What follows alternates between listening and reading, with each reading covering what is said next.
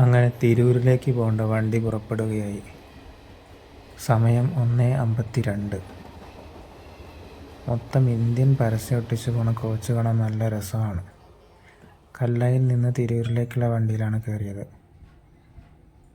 നിങ്ങൾക്ക് ഇനി റെയിൽവേയിലെ പല മനോഹരമായ കാഴ്ചകൾ കാണാവുന്നതാണ്. ഇപ്പോൾ ഞങ്ങൾ കടലുണ്ടിയിലേക്ക് അടുത്തുകൊണ്ടിരിക്കുകയാണ്.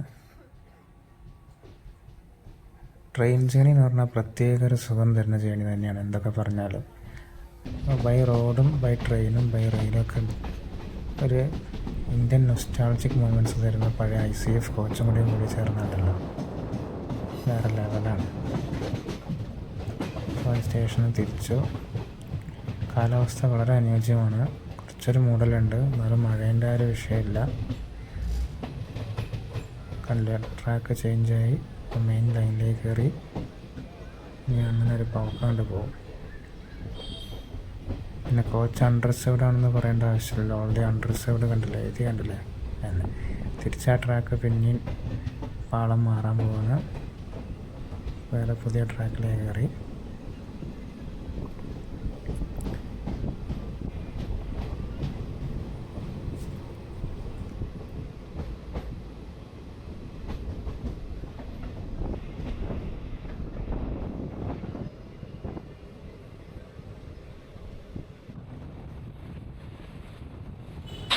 ഇപ്പം ആശ നല്ല സ്പീഡിൽ പോവുകയാണ്. ഒരു 100-110 ഷുവറാണ്. 100 എന്തായാലും ഉണ്ടാവും. അപ് ടു 100, അടുത്ത 100-ന് അടുത്തെങ്കിലും ഉണ്ടാവണം എന്തായാലും. നല്ല വിന്നോയ്സ് ഉണ്ട്.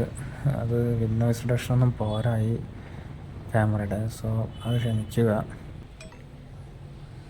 റെയിലിൻ്റെ ഡോറിൻ്റെ അടുത്തിരുന്ന് കാണുന്ന വ്യൂസ് അത് വേറെ വൈബ് തന്നെയാണ്. അങ്ങനെ കടലുണ്ടി റെയിൽവേ സ്റ്റേഷൻ പിന്നിടുകയായി. അതായത് ഇന്ത്യൻ ചരിത്രത്തിൽ തന്നെ ഏറ്റവും വലിയ ഒരു ദുരന്തമുണ്ടായ മുഖമാണ് കടലുണ്ടി എന്ന പേര് കേട്ടാൽ തന്നെ എല്ലാവർക്കും അറിയാവുന്നതാണ്. കടലുണ്ടി പാലം ദുരന്തം.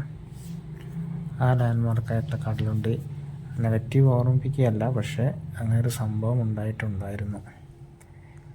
കടലുണ്ടിയിൽ വേറെ പ്രത്യേകത എന്താ വെച്ചാൽ കടലുണ്ടി ബേർഡ് സാങ്ച്വറി ഉണ്ട്. അവിടെ മൈഗ്രേറ്ററി ബേർഡ്സൊക്കെ വന്നിട്ട് കൂടുന്നതാണ്. ഡിസംബർ ജനുവരി സീസണൊക്കെയാണ് ടൈം കറക്റ്റ്. കുറച്ചും കൂടി അങ്ങോട്ട് മുന്നോട്ട് പോയാൽ കടലുണ്ടി ബ്രിഡ്ജ് ആവുന്നതാണ്. ഒരുവിധം ലോക്കൽ ട്രെയിൻസൊക്കെ കടലുണ്ടി സ്റ്റേഷനിൽ നിർത്തുന്നതാണ്. നോൺ സ്റ്റോപ്പുകൾ കുറേ ഉണ്ടെങ്കിലും ലോക്കൽ വണ്ടികളെല്ലാം നിർത്തും. ഇപ്പോൾ നിങ്ങൾ കാണാൻ പോകുന്നതാണ് കടലുണ്ടി പാലം. കാണുന്ന കടലുണ്ടി തുരുത്തുകൾ. കണ്ടൽക്കാടുകൾ സമൃദ്ധമാണ് കടലുണ്ടി. സോ ടൂറിസ്റ്റും പ്രകൃതി സ്നേഹികൾക്കും വളരെ വളരെ ഇഷ്ടപ്പെടുന്ന ഏരിയയാണ് കടലുണ്ടി. ആ കാണുന്ന കടലുണ്ടി തുരുത്ത് കണ്ടൽക്കാടുകളുണ്ടല്ലോ ദൂരെ. കടലുണ്ടി പാലം പിന്നിട്ടിരിക്കുകയാണ്. നല്ലൊരു ഐക്കോണിക് ലാൻഡ്മാർക്കാണ് നമ്മുടെ കോഴിക്കോടിൻ്റെ. വണ്ടി എത്ര സ്പീഡ് പോകുന്നുണ്ട് നോക്കാനുള്ള ആപ്പ് ഒന്ന് തുറന്നു നോക്കി. ഇപ്പോൾ 54-52 km/h ആശാൻ പോകുന്നുള്ളൂ. അങ്ങനെ പാലം ക്രോസ് ചെയ്തു കഴിഞ്ഞു നമ്മൾ കടലുണ്ടി പിന്നിട്ടു. പോണ വഴിക്ക് നല്ല മഴ അങ്ങ് പെയ്തു. നല്ല വൈബ്. അതായത് പ്രത്യേകിച്ചും പറയണ്ടല്ലോ, കേരളത്തിൻ്റെ ഏറ്റവും വലിയ ഭംഗി മഴക്കാലാണെന്നാണ് എനിക്ക് തോന്നാറ്. അത് ഈ ട്രെയിൻ യാത്രയാകുമ്പോൾ ഒന്നും കൂടിയും അതിന് സൗന്ദര്യമേറും. എന്തൊക്കെ പറഞ്ഞാലും മുഴുവൻ പച്ചപ്പിൽ മഴ ഇങ്ങനെ കുതിർത്ത് പെയ്യുന്ന കാണാൻ, നേരിയ മഴ പെയ്യണം. ഇപ്പോൾ ഭംഗി വേറെ തന്നെയാണ്. നല്ല മഴ പെയ്യുന്നുണ്ട്. ഇപ്പോൾ നമ്മുടെ നാട്ടിലെ റെയിൽവേ ലൈൻ ശരിക്കും ഒരു ടൂറിസത്തിന് പറ്റിയൊരു ലൈനായിട്ട് ഇടയ്ക്ക് തോന്നും. കാരണം ഈ പച്ചപ്പൊക്കെ കാണുമ്പോൾ ശരിക്കും ഒരു നല്ല വെൽ മെയിൻറ്റെയിൻ ചെയ്ത് കഴിഞ്ഞാൽ ഒരു സ്വിറ്റ്സർലാൻഡ് വൈബാണ് നമുക്ക് കിട്ടുക സായിപ്പ്മാർക്കൊക്കെ. വേറെ വലിയ വലിയ കെട്ടിടങ്ങളോ അല്ലെങ്കിൽ മാളുകളോ ഒന്നുമല്ല അവർക്ക് വേണ്ടത്. അങ്ങനെ തിരൂർ റെയിൽവേ സ്റ്റേഷനിലേക്ക് എത്തി. ഇപ്പോൾ പണ്ടത്തെ പോലെ ഒന്നുമല്ല, റെയിൽവേ സ്റ്റേഷൻ നല്ല ഡെവലപ്ഡാണ്.